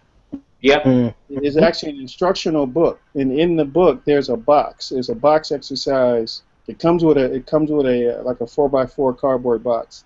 Mm-hmm. The box is there for you to actually tell your physical story, whether it's on the outside or on the inside. You actually have to present it to people. And in the book, it gives you other examples of other people's boxes and of what they've done. And he's done this exercise with kindergartens to adults. Yep. And it's pretty impactful. Yeah, it is. It's good. It's pretty impactful. Nice. I gotta get in touch with Kevin to just catch up with him too, and then I gotta look for that book. That's gonna be the second book we add by by December. I'll probably change the book up and add that one. But yeah, I got a whole library of them. I can send you kind of different books of recommended reading. Yeah. There's a few that I'm looking at right now on my shelf that I think There's one by a good friend of mine, Justin Aarons, out of Chicago, and he's got some of those kind of life affirming teaching moments. Another one is my friend Matt Pashkow out in LA. Get a hold of them and see if I can get some copies of their book sent to you. Yeah, thank you. So that's what we're doing is, we're tricking them into learning through you can't play basketball without sneakers. And we're going to teach you about all of that and the basics of the game first before you even touch a court or a basketball. That's going to be required. If you skip class, you're not playing ball today. Go home. No, you just make them sit there and watch. Exactly. With the book. Do your homework at practice. Courtside, baby. That's right. Yeah. You should take their shoes. Make them get rebounds. Bro, Yes, I actually had that's true because I've had so many kids over the last few years when I was managing the other team that we had to just straight up bench and make them watch all the other stuff going on, and that hurts. Like I said, I had a coach do that once where It makes somebody else wear them. yeah, you couldn't And even let them watch. You had to hear practice while you did your homework. You couldn't even look up. Like that's even worse. Like sit there and read that book while you hear all this squeak. So I'm excited about the launch. Happy that we got the space. We got it 2 nights a week, which is hard to do in New York City. Getting gym space in New York. Bro, it's hard to get full Absolutely. to week in New York. I'm looking for gyms right now. That's good. So I'm looking forward to the launch and just doing something different that we can eventually spread. Just taking it from there, tricking them through sneakers into everything else. So. True. Soon enough. Well, let me know. I love to come and take some little kid money in the shooting contest. There you go. There you go. I may have to put you up against Gavin on that one. All right, I'll take his money. I love it. Might have to up his allowance. Exactly. Yep. You don't know about my shooting skills, do you? You can keep all that one-on-one shit. Let's just shoot. Let's just shoot. This is called where I'm Like from. a- This is called HORSE. You ain't lying. So before we round out the show, DE, what's the next class? I'm in Denmark. So I go to Denmark in the middle of October, and we'll be out there for a week. Yeah, so we'll do that with Echo. I'm running. Last year when I did it, I told them I wanted to bring kids from the U.S., so they gave me 4 scholarships to bring kids to Denmark. Oh, nice. From the U.S. So we have 4 of them open for kids to register, and I'll pick 4 of them, and they go to Denmark. That's crazy. That's awesome. Good Yeah. stuff. Nice. Good stuff. And if they black, it'll be 5 black people in Denmark. Yeah, believe me, it will be just 5. I coached their number 2 long jumper. When I was in the box coaching this summer, yeah, it was just me. Yep. Well, DE, you raised the bar so high, you make the limbo look real easy. I gotta keep doing it, dude. Next year's gonna be crazy. I'll tell you about it later. Next year's gonna be crazy. It's Can't gonna be wait to crazy. hear that. Yeah. It's gonna be crazy. You get that sponsorship from KFC yet? Oh, see? See? Oh, you know what? See? I thought about something. I'm not. Denmark isn't the next one. We launched the World Sneaker Championship in a couple weeks. Oh, Mm. yes. It's all online. It's The all return. online. Grand prize is $20,000. And your product sold at retail. The return. Yep. Nice. Got to hit you behind the scenes on that one. Absolutely. Right? Am I eligible? This was a little bit more elevated this time around. Mm. All right. So, D, Yes, sir. 12:15 Eastern Standard Time. We got to wrap up episode number 359, the 8th anniversary episode. Once again, I got to say happy 16th birthday to my daughter, Simone. Happy birthday to you, man. Happy You got birthday. a Sweet 16 like that. Yeah, exactly. You bringing like some pet giraffes that are purple? I brought her some Skechers. Oh. Hey, That's a good investment right about now. It is. Oh man, had I did that, she totally disowned me. Dad. Well, yeah, happy birthday to her. Happy birthday to any and everyone around the world who has celebrated one this week. For Happy everybody birthday to watching, OSD. 7 years. eight, Yeah, get it man. right Eight. now. Webber, step up. I don't know how to count, man. Anyone who's been watching your 401k this week, stop watching it. Yeah, don't watch it. Yeah, exactly. You have a conniption. Just leave it alone. Just go back to what you were doing. Please. Yeah. Watch pots never boil. You know that rule. Yeah, that is true. But we'll be back next week with episode number 360. 360 And degrees. we have just, I believe, 6 weeks left of the Rise of Sneaker Culture exhibition at the Yeah, Brooklyn. man. We're gonna have a special announcement about the exhibit next week, so we can keep that one. We're gonna drop that one on the 360 episode. Yeah, we'll do that. Okay. All right. You know I got beef with them right now, so Oh. Yep. sorry. Swing, swing, swing, chop, chop, chop. Speaking of which, D, did you see Straight Outta Compton yet? I did in Portland, not even in LA. We got there a little early, and of course it's me and one other old black dude in the room, but everybody else was white.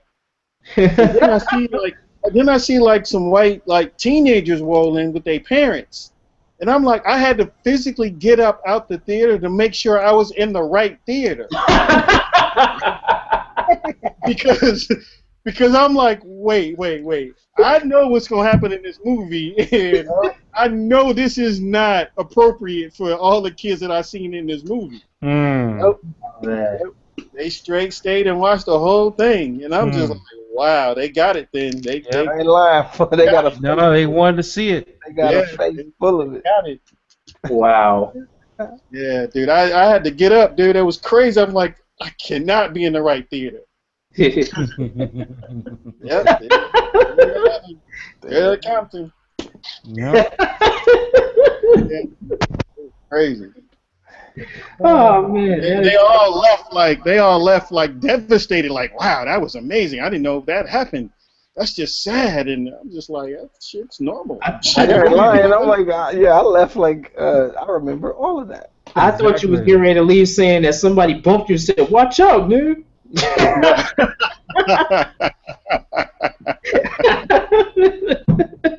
No, but what's funnier though is people, white people, when they actually try to talk about the movie, and they can't, like, when they try to ask like what the movie's about, and they're like, what group? They're like, NWA, Yeah. It's so true. It's like trying to play. Yeah. It's like trying to play a Tupac song on the radio. It's like bleep bleep bleep bleep bleep bleep bleep. Yeah, bleep. dude, it's just like I'm sitting I'm towing that line. Remember on what was it? Was it I'm gonna get you sucker in the pimp? Oh yes. Like, don't come past, don't take another step. Like, Yeah. I'm waiting for them to say it. Like, I'm waiting for you to say niggas, niggas with attitudes. I'm waiting for it to come out your mouth. Listen, I know with you being in that theater when it was over and people were walking out talking about, you better believe every one of them looked around before they started talking. I was gonna say, he was probably the most popular person after the movie coming out of the theater. Like, there you go, guy. It was Right? Somebody probably came, shook your hand. Somebody probably said, I was sorry. I drove back. Somebody said sorry. it was wild. They were singing Somebody some of the said songs. sorry. Too. Oh man. Singing some of the songs in the movie. Oh, man. Damn. They was Oh all man. beat, but they were still singing some of the Oh songs. man. Damn. That's hilarious. I was just like, wow. Well, you know what's going to happen now to you in Portland, right? You're going to get mistaken for one of the members now. Yep. Don't let them know you from the area too. They're like, D, where are you from again? Oh man. Hey, there's Ice Cube right there. Ice Cube teaches sneaker design. That is the South Central. I know, right? Yeah, I had to go in Beaverton because in Portland they'll just act stupid like they live in Compton, just shoot people up for no reason. Oh man. Stupid in downtown northeast Portland. Wow. They don't know how to act. They think they're in another city besides Portland. Because they got the Northeast on it. Yes, yes, dude. Yes. Well, we'll be back next week, y'all. Yes, With a sir. brand new episode 360 next week. In the meantime, between time, thank you for talking with us. Make sure you connect with OSD on all social media fronts. And until then, remember to always keep your laces tied tightly, your tongue loose, walk good, and tell the people that you love them. Y'all be safe. We're peace. We're up, and we out. Peace.